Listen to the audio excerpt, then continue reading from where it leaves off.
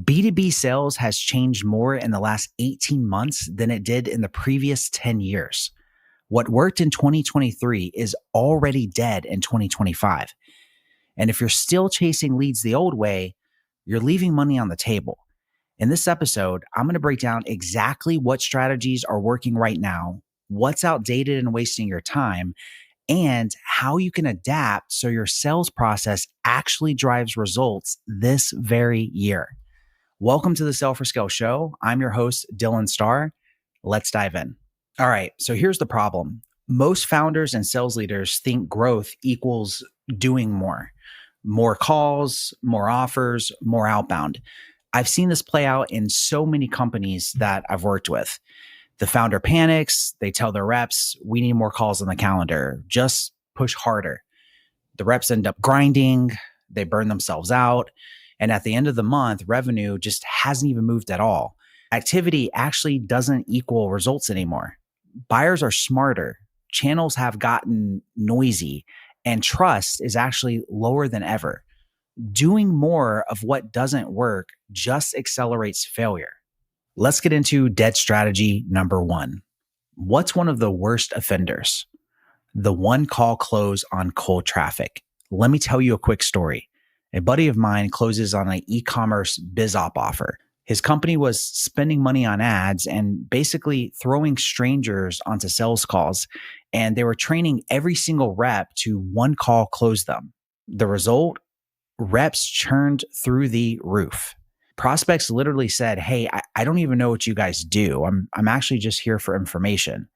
There is no trust, no authority, just reps hammering for deposits. So naturally, when they didn't get results, a lot of the reps would quit. It was the same old high ticket playbook that is being outused today, and it just doesn't work anymore. So I told him, look, man, scrap the one call close, switch to a two-step model. First call is just purely discovery, and the second call is to actually close them. So he was actually the only closer on the team to make that adjustment. His live call close rate jumped to 33% overall, and his offer to close rate on his second calls hit a whopping 53%. That's the power of slowing down in a trust economy. And that's why one call closing is officially dead in 2025. All right, let's get into dead strategy number two. Another outdated mindset is obsessing over cheap leads. I cannot tell you how many founders I've heard brag about their cheap CPL. If you don't know what that means, it stands for cost per lead. And they'll say things like, our CPL is only $12. And I'm like, cool, but what's your cost per qualified opportunity? Because cheap leads usually means your pipeline is full of low quality leads. When I was consulting with an agency a few years back, they were running Facebook ads that got them tons and tons of leads, which you would think is a good thing, but actually their reps completely hated them. Half the calendar was filled with tire kickers. The reps got demoralized, turnover increased, and their cost of acquisition was actually way higher than they actually realized. When we shifted to measuring CPQO, which is cost per qualified opportunity, they finally saw the truth. A $150 lead that actually turns into a deal is significantly better than 20 cheap leads that's just going to waste everybody's time. All right, the third and final dead strategy. Finally, let's talk about recruiting. When I was building a done-for-you sales agency years ago, I realized very quickly you cannot rely on recruiters. Recruiters are incentivized to place people, but not to make sure that those people actually succeed. Think about it. If you are placing a bunch of different people in different organizations, and even if you are incentivized by how well that they do, you're going to take the best reps that you can and give them to companies where they feel like they have the most incentive. So it doesn't necessarily mean that you're going to get good people. And I remember interviewing candidates that recruiters sent me who looked amazing on paper, but when I put them in the field, they just wouldn't follow the process. They were stubborn, they were stuck in their ways, and more importantly, they weren't coachable at all. So we actually ended up having to build our own internal funnel instead. we were running webinars that basically sold the dream of becoming a closer and selling it on closing for influencers. And we put people into group huddles, and we basically decided to just filter out for coachability. Out of hundreds of applicants over time, we grew the team to 50 to 60 sales reps. Those people stayed, they grew their sales skills, and made the company a lot of money. But the lesson learned, you have to treat hiring like client acquisition. Third-party recruiting is completely dead in 2025. All right, so we covered what's dead, but now let's get into what is actually working now in 2025. So what works now? Number one, the two-step trust building process. And I'm not talking theory. I've watched this actually transform sales teams. One client had their top rep doing exactly this. The first call was discovery, and the second call was the close. He was crushing everybody else because he didn't force it. He listened, he built trust, and he positioned the solution. Here's the script for the whole thing, okay? Call one is basically just the diagnosis. You're not there to pitch. You're just there to clarify what their needs are. Then you just send them a resource between calls. It could be a case study, a video, even a personalized Loom.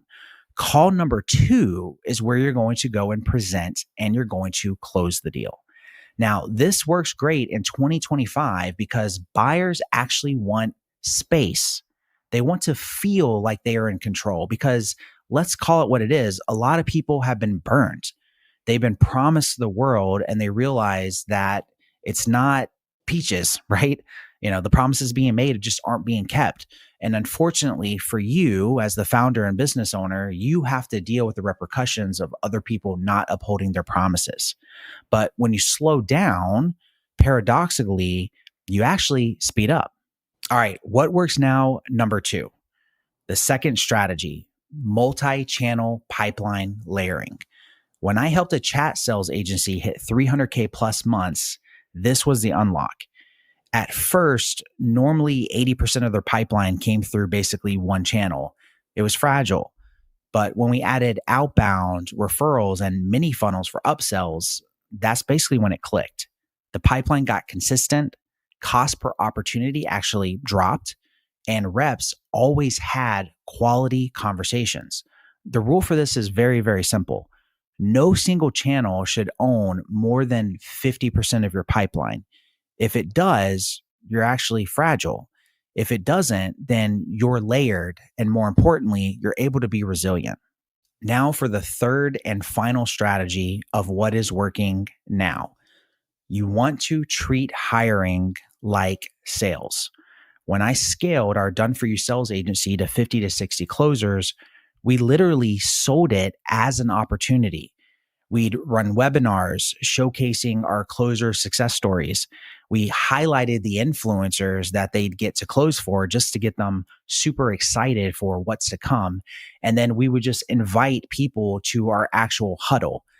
Now, that group huddle wasn't about convincing every single person to stay. In fact, it was the opposite. It was about scaring off the wrong people and energizing the right ones.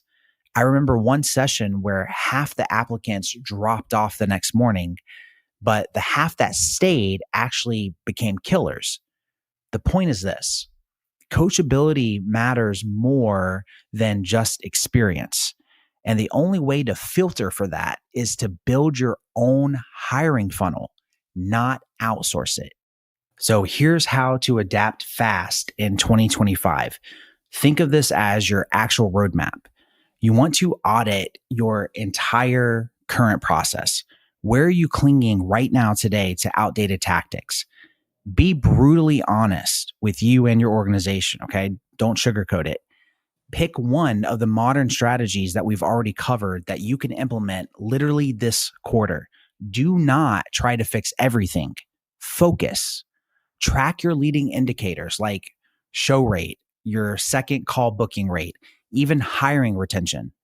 That's how you know the system is working before revenue even shows up.